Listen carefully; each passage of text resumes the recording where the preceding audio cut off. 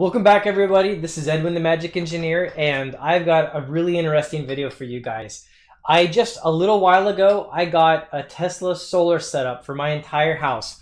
100% replacement of electricity, and it's the coolest thing. And of course, there's good environmental reasons and everything to get solar, and those are great, and sure. But this one I got because it actually just financially made so much sense. Let me break that down for you guys.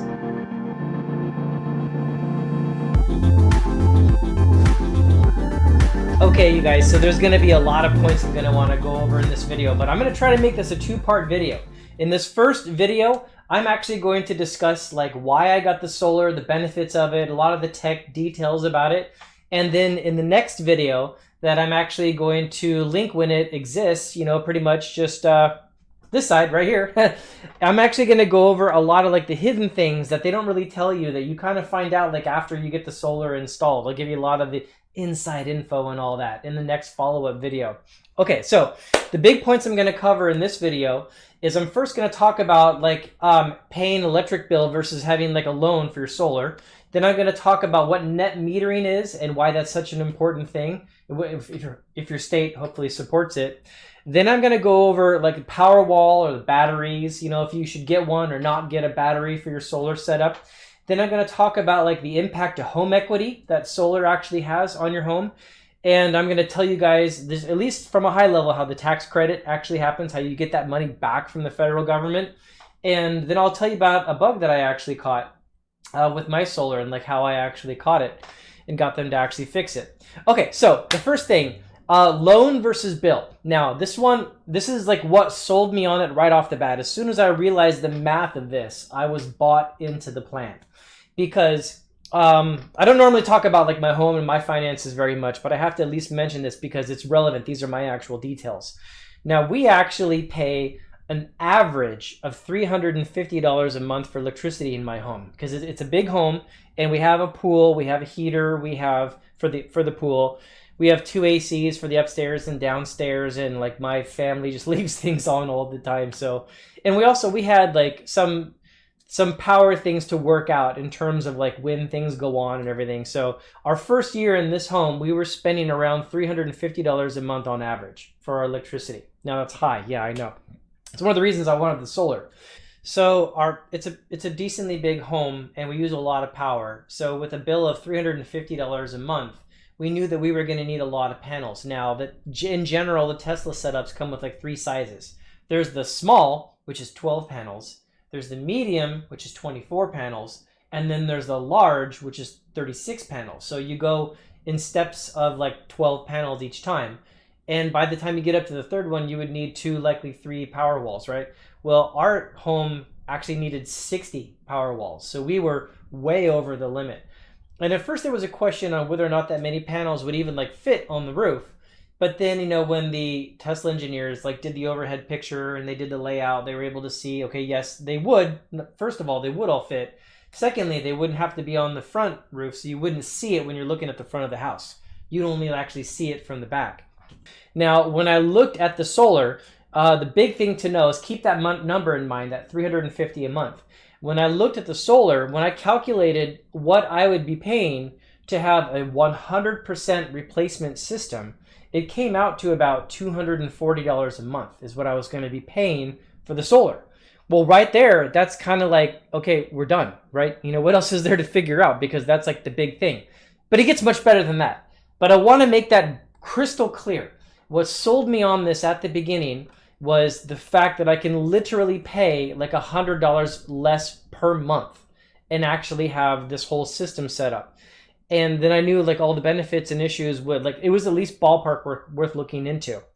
So the way it works out is we actually went with Tesla. That's my experience, and I'm going to actually talk about Tesla in this actual video because I didn't really interact with the others, and I know they can have their own special deals and things like that, but I'm going to focus on Tesla.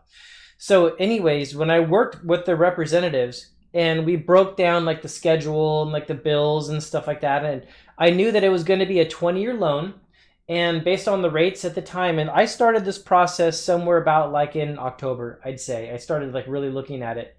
And I knew that it was going to be about a $50,000 system is what we were going to be installing. And it's a 20-year loan.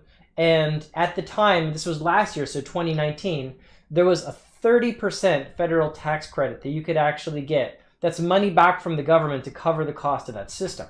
So of that $50,000, I'm only covering $70,000 of it after I get that tax credit back. So that $240 a month I mentioned that's baked into a 20-year loan at 4% based on our credit and stuff and everything. And then also out of like a $33,000 to $35,000 system, somewhere about there. That's about what I knew that was going to work out as. And the way that we knew how big of a system to get is like when we first contacted Tesla and we told them our home, we showed them the bill and stuff like that. They calculated how many panels I would generally need, and then they had one of their engineers look at it, and they actually took a Google image of our house. They looked at the roof, and then they did a preliminary layout of all the panels to show where all 60 of them would go, just to make sure it was feasible. And they actually sent me that in a PDF document, and I got to see it, and then we got to discuss whether or not to do Powerwall and stuff.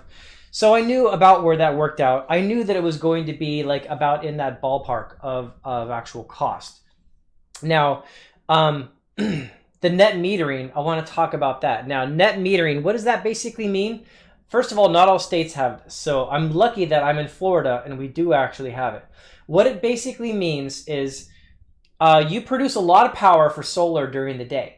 And so all this extra electricity that my solar is making, I don't actually use it all. I can't. And so what happens is we shove it backwards into the electrical grid. And it tracks how many kilowatt hours we shove backwards into the actual electrical grid. And then at nighttime, when there's no solar, we're using power from the grid. And so what happens is you treat it like a credit budget, right? We're at the start of the day, early morning, it's dark, you're pulling power from the grid, you rack up kind of like credits on their side that you're using, and then my solar turns on, shoves all this electricity in, and I build up this big budget of credits on the other side for what I'm shoving in. And then at the end of the day, I build up a little bit of credits that on their side that I'm using from them. And then you kind of like do the math and you can see if you either earned or lost power that day from your credit budget. And the extra power that you shove into the grid, it stays in your account. And so like at the end of the month, they'll have two numbers. The number of kilowatt hours that you took from them and the number of kilowatt hours that you gave to them. And if you're positive, if you've given them more, or you just have a running budget, you have a surplus, then you're not going to effectively get a bill. Except for, like I found out, there's like a little small, like $10 a month bill to stay connected. But the point is that you stay like even Steven, right? Like you're not going to be paying them, and they're not going to be paying you. And those credit budgets, that just keeps building up towards the end of the year. Now, if your solar was just barely too small for your house, right? Then same kind of model, what would happen with net metering is it would all kind of balance out, and then only in the months where you used more power than what you put in, you would get only that difference you would actually get billed. So again, that's called net metering, and it requires a bidirectional meter, and not all states require their power companies to support it. Now, to be clear, I don't think power companies like that, because you're basically being a power company. Number one, you're not buying power from them. And number two, you're actually shoving energy into the grid, so you're kind of competing with them. And so there's something to be said, later on how much they pay me for power that I shove in. I'll get into all that later, but that's net metering. Now, in states that support net metering, the next topic is actually really critical. The next topic, number 3, is the Powerwall. And the Powerwall is that's just a battery, right? Tesla calls it their Powerwall. That's their product name. It's a battery. What it effectively means is that your house has a battery. So when the solar is coming and it's dumping tons of power into the house, instead of shoving it backwards into the grid, it can also go into a battery that you've got, and it can charge that battery. And then at nighttime, energy comes from your battery to your house. And so you can either be completely off the grid, no connection whatsoever, and your battery can do all the powering of your house at nighttime, or your battery can just kind of like help out, like during they charge different amounts of money, during different peak hours. They will charge different rates for the electricity that they're providing to you. So you don't want to buy electricity from the power company when it's really expensive.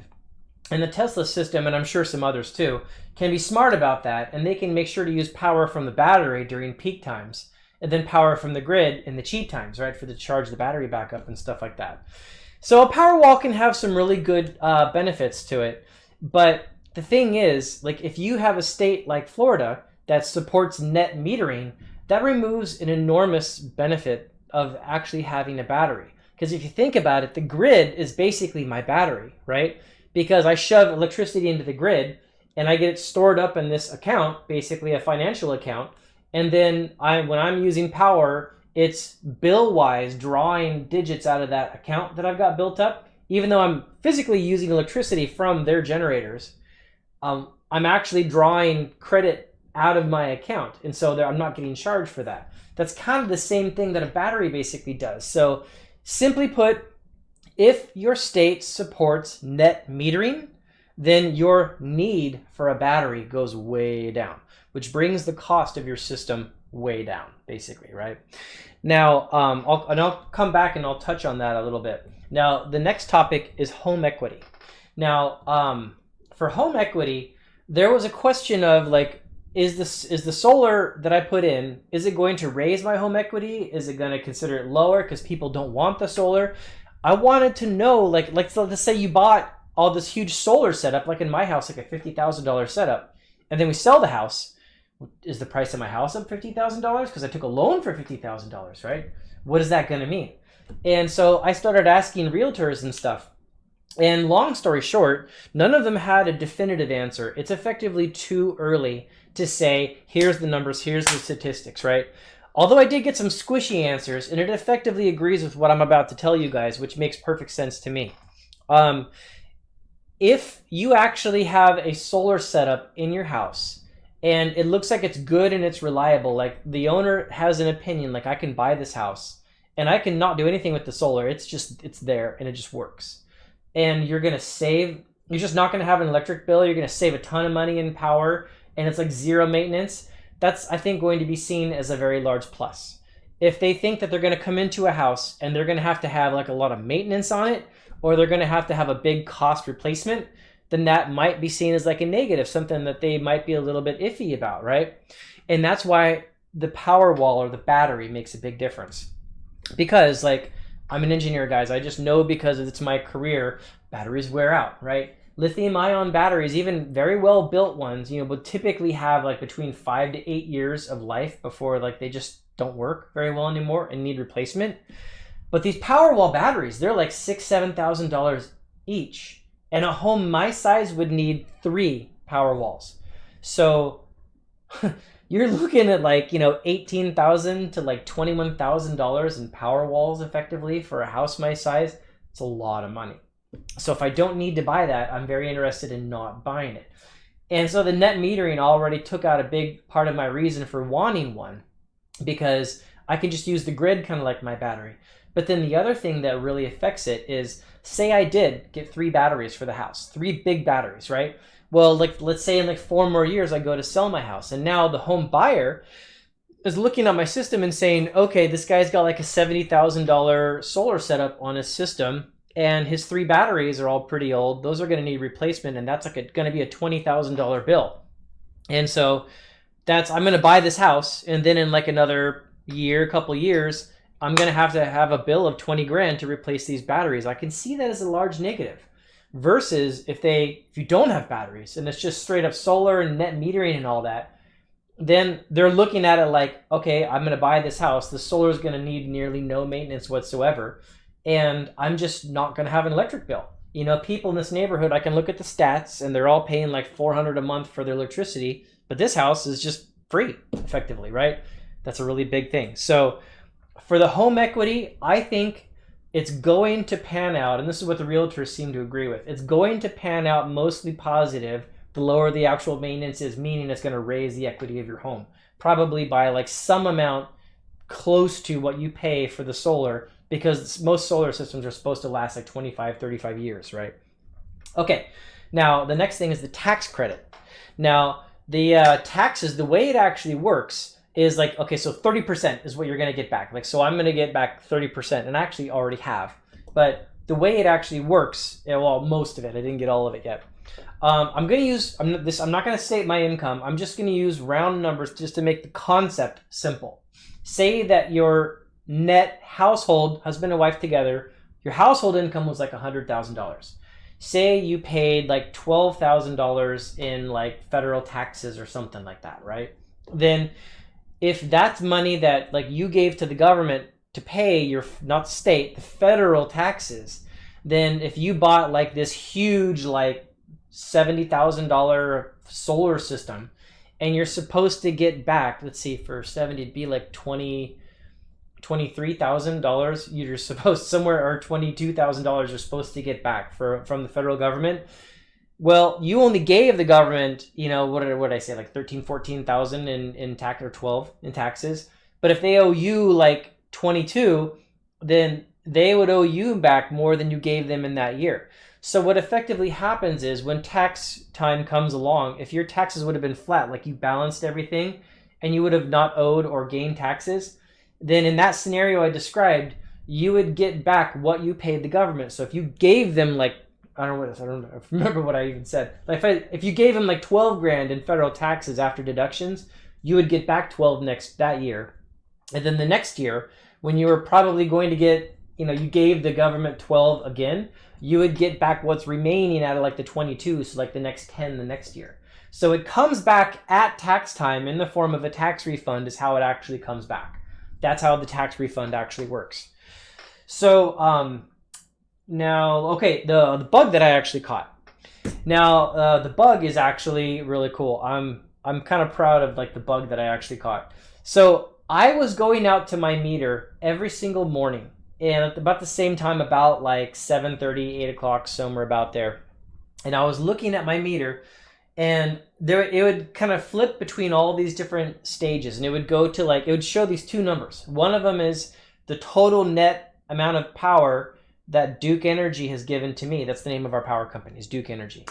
How much power they've given us in kilowatt hours. And the next number would be how much power we've given them in kilowatt hours.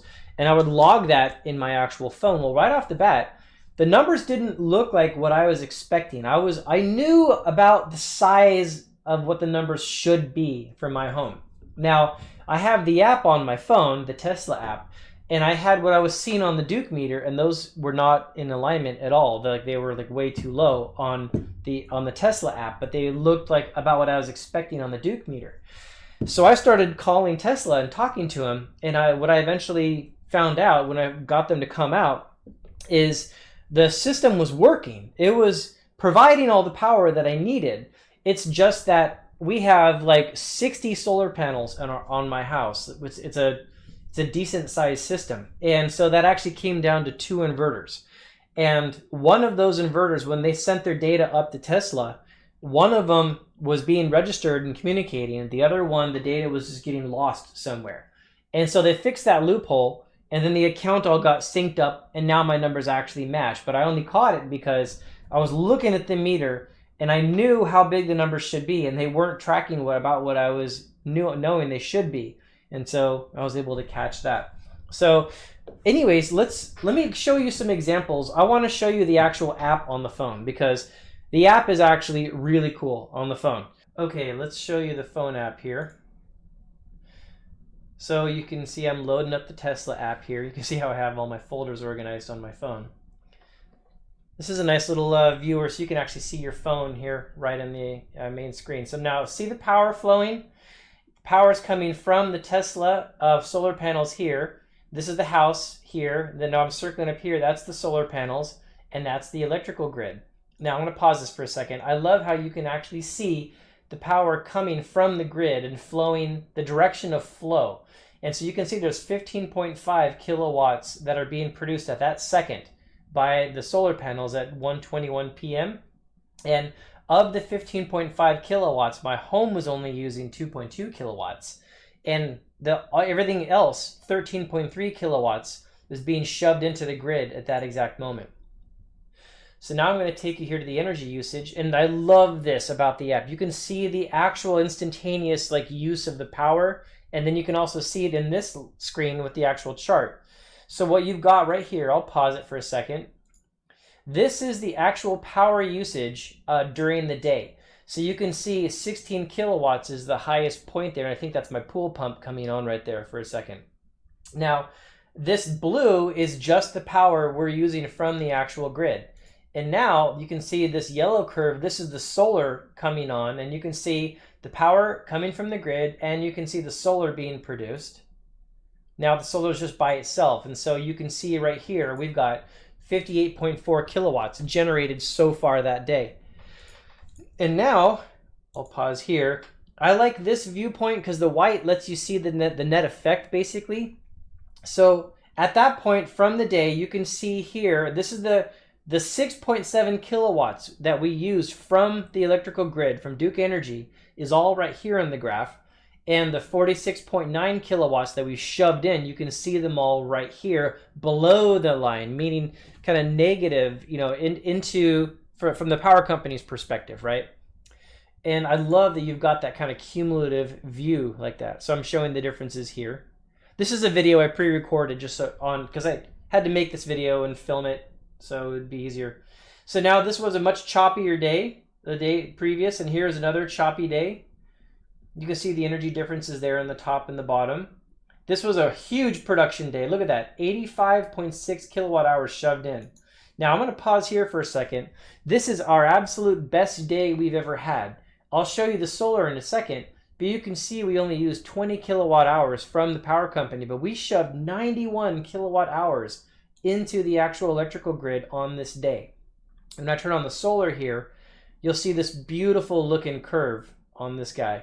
Look at that. There's almost no clouds coming in, just a nice smooth curve. You can see as the sun went overhead how much power we actually produced. Now with just the solar on, I'm going back up in time and see these dips here? See how they correlate to the blue power being used there? That basically means that every time the power came on, it was pulling from the solar quite a bit. And there's also clouds and stuff that were going on. Let's see. And okay, this is like one of the worst days. I'm going to pause here for a second. It looks like the blue came up, but then you notice the scale on the left side of the app has that come down instead of 16 kilowatts being the peak.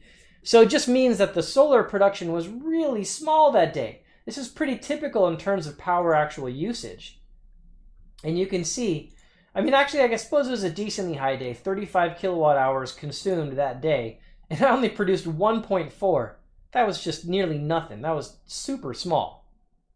Now going to impact, you can see for today, this hasn't completely updated yet. That screen would have to refresh. But now for yesterday, you can see we produced 130% power for what our home used.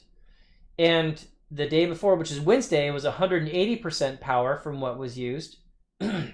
Tuesday, 242% power from what was actually used. Now that was just an amazing day for power production, right? So you can see I'm all excited about it. Let's see my mouse shaking there. This is the entire cumulative month in one screen for what I believe May is, which is just today, because this is happening on May 1st, right? So that's why you just see one. Now if I go to week, you go to the start of the last week, which is 5 days ago. Actually, let's back that up a tiny bit so you can actually see it. So you can see that same kind of chart. The yellow is the solar production, blue is the house usage, and gray is the actual the net effect of what's being shoved into the grid. And you can even now go to an entire month view. If you go back, I know this one's complicated. Look at that. That's all the days laid up right next to each other. But you can see some days were positive and some days were not, right? And that's in April. We had some cold days with very little production in the middle of April. Now, if I go back to March, you see there's a lot more days of just positive net effect. So we gained a lot of points on our credit budget for our solar back then in March. I should actually mention that the crew did a fantastic job when they showed up and did the installation. They did it in one day, actually, in my house. All the installation happened in one day. In fact, it was the very last day of 2019. So I could actually get that tax break. That's when your solar has to be in. The installation date is the date the government looks at to see when you're actually going to get the tax credit or not. So if you're going to start it for this year, by the way, make sure the installation date happens before December 31st of 2020, right? To make sure you get that, what is it now, 26%? Yeah, 26% federal tax credit that you can get this year, which, by the way, goes way down like after this year. So don't wait if you're going to actually get it. So yeah, the crew did a great job. They showed up. There was like 10 guys. They had like 2 trucks, and they were lifting panels on the roof, and they were all throughout the house. They turned off power at one point, and wires all over the place. It was an amazing job, but they got it all done. They got all the panels set, but then it was several months before I could actually like turn the panels on, because there has to be all these approvals. You know, the county's got to go through it. Tesla's got to go through it. Duke Energy's got to come out. Your local power company has got to come out and inspect it. And everyone's got to approve and shake each other's hands and look at the schematics and decide they're all good before they'll let you actually turn it on. And actually, I wasn't allowed to take pictures of the crew when they were actually doing the installation, but I do have some pictures of the overall of the house. Like in this picture, you can actually see the roof. Like some of the panels, I have panels on 3 sides. So you can see panels on this side, and then this side, and then this side. And they're all nice panels. I think they're like 315 watts per panel is what they equal out to. So my system is like an 18.9 kilovolt system at peak, which of course, you know, they never get there because you have to have perfect sunlight on it to get that. And since mine are on 3 different roof sides, they're never going to be perfect because the sun can't be in the perfect spot for 3 different angles at the same time. So yeah, that's one downside of it, but at the upside, you know, we got some benefits in Florida, you know, lots of sunlight, and we have net metering and good things like that. So yeah, that's the basics behind my system. Yeah. So there you guys go. That's the stats on my solar system, and I hope I've made it clear why it seemed to be just a fantastic idea to actually pick up and install that system. And again, like, this was financial reasons of why I actually did this. Now, of course, there's all these other benefits, you know, where, like, you know, you're not burning coal to make electricity. You're not, you know, plugging up a, you know, river to make a dam to make hydroelectric power. I mean, this is like a good way to actually get electricity, but like, that's not even like the main thing that drove me on it. Like, it was the financial side. This thing basically pays for itself. I'm paying $100 less a month than what I was paying when I was actually just straight paying for utilities. And once this thing is paid off, it's basically going to be nearly free electricity. But even better than that, I'm going to be actually making money at the end of the year because of all those credits that build up, because we bought like a decently large system, and they're going to actually be writing me a check. And so at first I'll be using that to pay off the system faster, but then I'll use that to cover all that $8, $10 a month connection fee, and then even make a profit on it past that. And like 20 years from now, like when electricity is like $1,000 a month instead of like $350, I'm going to literally be paying nothing. And this system's probably going to last like 30 years or something like that. So it's a slam dunk yes. Not for everybody. Not everyone lives in a state with net metering. Not everybody, you know, can get away with not having the power wall. The federal tax credit might not always be there. So if you guys take anything from this video, it's just take this. Take this. This is the most important thing. See if your state supports net metering. And if it does, and the federal tax credit is still there, which right now it is, you got time before the end of this year, go get your solar.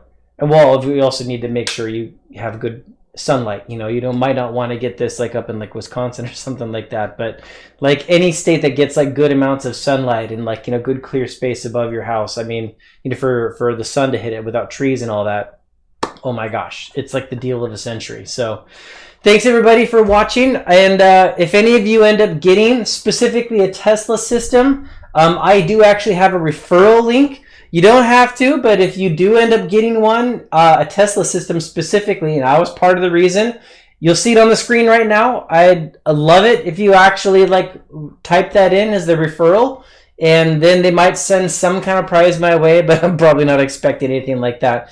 Anyways, thanks for watching everybody, and stay tuned for the next video when I'll go over some of the hidden points that nobody ever really talks about, but I was able to discern of little interesting points about having your solar. Bye.